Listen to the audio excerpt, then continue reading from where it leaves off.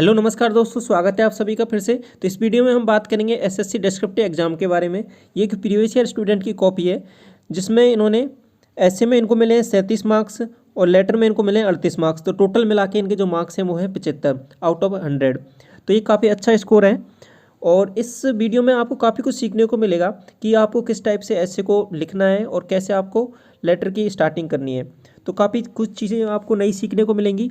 और दूसरी चीज़, आपका जो चाहे आपका एसएससी सीएचएसएल हो चाहे आपका एसएससी सीजीएल हो, डिस्क्रिप्टिव एग्जाम दोनों का जो पैटर्न है वो सेम ही रहता है और ज़्यादा कुछ इसमें फ़र्क नहीं आता। दो ही चीज़ आपसे पूछी जाती है 50-50 नंबर की।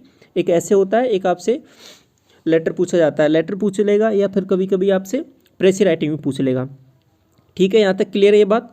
तो चलिए पहले स्टार्ट करते हैं। तो सबसे पहले जो आपका ऐसे का जो टॉपिक था वो था आपका वर्तमान समय में शिक्षा का महत्व, यानी importance of education in present time.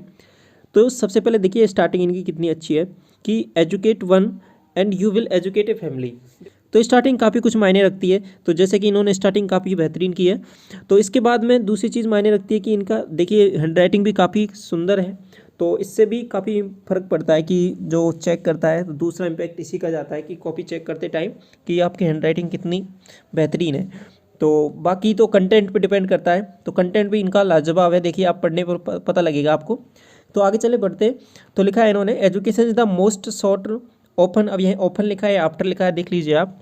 In this modern era without education development of citizen and hence a country will never make progress. ठीक है, यहाँ तक क्लियर है। आगे देखिए कि special stress is laid on by UNESCO in this regard. ठीक है, यूनेस्को के बारे में डिस्कस कर लिया थोड़ा सा। By emphasising of on each one teach one. देखो फिर दोबारा कुछ अलग सा लिखा है इन्होंने। We can make our country citizen well educated and hence country will prosper. Education doesn't mean only learning, its main objective is to make everyone well in all field and in all spheres of life. ठीक है, अब आगे देखिए। In today's time a well educated can earn special attention in its field. It is the most important tool which we can use to remove the poverty, discrimination, economic disparity. Nobel Prize winner Mandela नहीं है ये, Malala Yousafzai gives statement, education is the most prerequisite nowadays।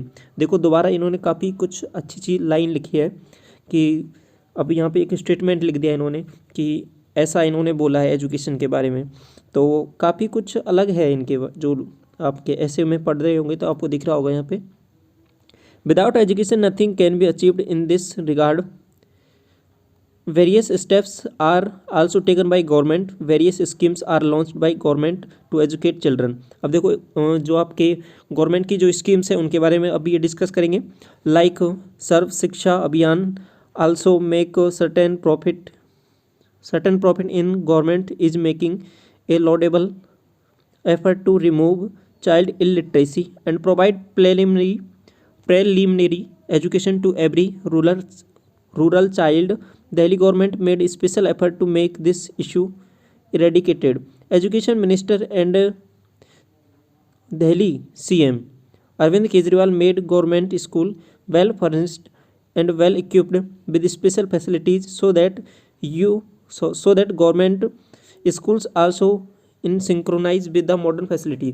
अब देखिए यहाँ पे इन्होंने थोड़ी सी जो सरकार की बारे में थोड़ी सी बात कर दी कि जैसे कि दिल्ली गवर्नमेंट ने काफ़ी अच्छा स्टेप लिया है कि जो आपके गवर्नमेंट स्कूल हैं उनको काफ़ी अच्छे तरीके से उनको डिज़ाइन किया जाए और उनको वेल फर्निश्ड किया जाए। तो वो भी चीज़ें यहाँ पे इन्होंने डिस्कस की है। तो इससे पता चलता है कि ये काफ़ी मतलब करंट की भी थोड़ी नॉलेज रखते हैं। ऐसा नहीं है कि ये केवल अपना जो केवल वैसे ही विचारे लिख रहे हैं। बाकी इन्होंने कुछ जो फिलहाल का जो करंट सिनेरियो है उसको भी यहाँ पे डिस्कस किया है, स्कीम्स भी डिस्कस की हैं इन्होंने, कोर्ट भी स्टार्टिंग में लिखा था। तो सभी चीज़ें यहाँ पे कुल मिला के सभी चीज़ों का इन्होंने यहाँ पे निचोड़ लिख दिया है। This is a really great effort and these facilities are essential nowadays. तो कुछ वर्ड यहाँ पे क्लियरली दिख नहीं रहे, इसलिए हो सकता है मिस प्रोनाउंसिएशन हो जाए, तो आप समझिए यहाँ पे।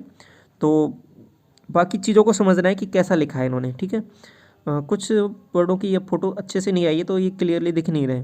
तो पॉपुलेशन विल नॉट, अब यहाँ पे ये मेड मेक लिखना चाहिए था, इन्होंने पहले मेड लिख दिया था, फिर मेड को हटा के मेक लिख दिया, क्योंकि विल के बाद मेक ही आएगा।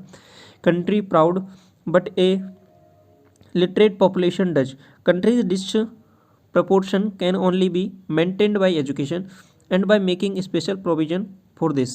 ठीक है, अब इस तरीके से ये इनका कंप्लीट हो गया और लास्ट में इन्होंने वर्ड लिमिट लिख दिया 259। अब ये वर्ड लिमिट आप लिखना चाहो तो लिख दो, नहीं पर ऐसे कोई ज़रूरी नहीं है, मैं सजेस्ट करूँगा कि मत लिखो, कोई दिक्कत नहीं है, ऐसा कुछ एक्स्ट्रा नहीं लिखना आपको, ऐसा कोई मेंशन करना कोई ज़रूरी नहीं होता। आपको बस ये ध्यान रखना है कि हाँ आपको वर्ड लिमिट में ही लिखना है, तो 250 के अराउंड ही लिखना है, ज़्यादा बड़ा भी नहीं लिखना, ज़्यादा छोटा भी नहीं लिखना। लेकिन ये आपको वर्ड काउंट करके ऐसा कुछ ज़रूरी नहीं है, ऐसा कहीं भी कोई रूल नहीं है कि आपको लिखना ही ज़रूरी है कि 259 260 ऐसा कुछ वर्ड आपको काउंट करके लिखना है। ठीक है, तो ये आप चीज़ हटा सकते हैं बिल्कुल। और बाकी अब आगे देखिए, क्वेश्चन नंबर 2 है यहाँ पे, यू आर सुनीता सुनील, सुनीता है Sunil, resident of Gandhi road Dwarka New Delhi, ये आपका पिन कोड दिया हुआ है। Write a letter to the manager GD restaurant complaining about the poor services और क्वालिटी ऑफ फूड। ठीक है, तो जो खाने की पुअर क्वालिटी के बारे में आपको ये लेटर लिखना है, आपको जो मैनेजर है वहाँ का, तो एड्रेस भी दिया हुआ है, यही एड्रेस लिखना है, अपनी तरफ से कुछ ऐड नहीं करना। पिन कोड दिया है तो पिन कोड लिख देंगे, नहीं दिया होता तो नहीं लिखते। डेट आपकी हो गई। इसके बाद में टू द मैनेजर, टू लगा सकते हैं, नहीं लगाना चाहे तो मत लगाओ, कोई दिक्कत नहीं है, नए वाले में कोई ज़रूरी नहीं होता टू लगाना। और इसके बाद में आपका सब्जेक्ट, सब्जेक्ट आप ऊपर भी लिख सकते हैं यहाँ पे, और इसके बाद में यहाँ नीचे भी लिख सकते हैं, कोई दिक्कत नहीं है, दोनों जगह आपका चल जाएगा।